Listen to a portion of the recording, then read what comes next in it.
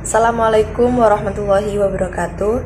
Perkenalkan, nama saya Tasalia Yujianti Rifai, NIM 43040190113. Di sini saya akan menjelaskan tentang teknik memimpin dan teknik mengklarifikasi dalam konseling. Oke, yang pertama yaitu teknik memimpin. Teknik memimpin atau leading merupakan teknik dalam konseling yang digunakan untuk mengarahkan pembicaraan klien pada saat wawancara sehingga tujuan dalam konseling itu dapat terpenuhi. Seperti yang sudah dijelaskan, ada kalanya klien terlalu terbelit-belit dalam menyampaikan permasalahannya, bahkan melantur dari permasalahan. Dalam hal ini, seorang konselor diharapkan memiliki keterampilan untuk memimpin percakapan agar tidak menyimpang dari permasalahan sehingga tujuan konseling yang utama dapat tercapai sesuai sasarannya. Apalagi masih dengan keunikan tiap masalah yang dialami, seringkali membuat konseling tidak fokus menceritakan permasalahan yang dialami, mulai dari permasalahan yang sekarang, yang lalu, serta masa depan. Sehingga perlu untuk diarahkan kepada titik persoalan yang seharusnya diselesaikan terlebih dahulu. Untuk tujuan dari teknik memimpin ini, yaitu yang pertama agar tidak ada penyimpangan pembicaraan oleh klien. Yang kedua, agar fokus pada topik pembahasan. Dan yang ketiga tentunya agar tujuan dalam konseling itu dapat terpenuhi sesuai dengan takaran dan porsinya masing-masing. Halo Mbak, apa kabar? Alhamdulillah baik Mbak. Kenapa nih kok kesini? Mau sedikit curhat. Oke, gimana? Gini Mbak, saya memang sudah tidak menyukainya. Itu mungkin salah. Tapi bagaimana bila saya bekerja di tempat yang jauh? Ya, walaupun sebenarnya saya juga ingin menikah dalam waktu dekat ini. Bagaimana kalau kita membicarakannya satu persatu? Tadi Anda katakan bahwasanya Anda sudah tidak menyukai pacar Anda. Itu kenapa? Oke, masuk pada teknik klarifikasi atau clarification, yaitu teknik dalam konseling yang digunakan untuk mengungkapkan kembali isi pernyataan klien dengan menggunakan kata-kata yang lebih segar.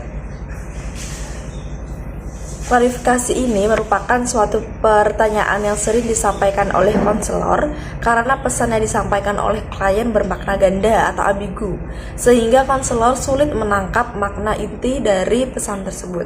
Meskipun terkadang konselor sudah mengerti maksud dari klien, namun apabila konselor tidak yakin dengan pesan tersebut, konselor boleh mengajukan pertanyaan yang bersifat mengklarifikasikan. Bentuk ini biasanya disampaikan dalam kalimat, misal pada dasarnya, pada pokoknya, pada intinya, singkat kata, dan dengan kata-kata yang lain. Tujuan dari teknik klarifikasi ini yaitu yang pertama, mendorong klien untuk melakukan elaborasi. Yang kedua, memeriksa apakah pesan yang didengar oleh konselor itu sudah tepat seperti apa yang dimaksudkan oleh klien atau tidak. Dan yang ketiga adalah memperjelas kembali pesan-pesan yang didengar. Lalu ada hal-hal yang perlu diperhatikan dalam klarifikasi. Yang pertama, apa yang telah dikatakan oleh klien. Ini yang paling utama.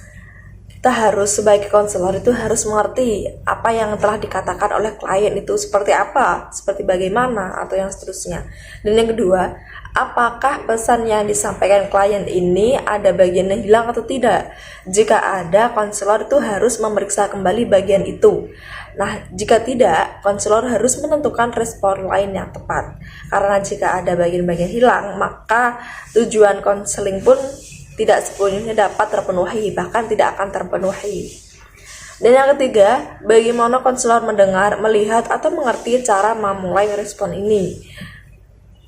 Jadi dalam konseling itu, konselor harus bisa mendengarkan, harus bisa melihat bagaimana konseling itu merespon, bagaimana klien itu berbicara, gestur tubuhnya itu bagaimana, lirikan matanya itu seperti apa, dan lain sebagainya.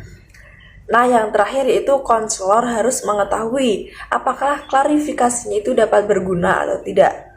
Begitu. Saya sudah menjelaskan hal itu pada pacar saya.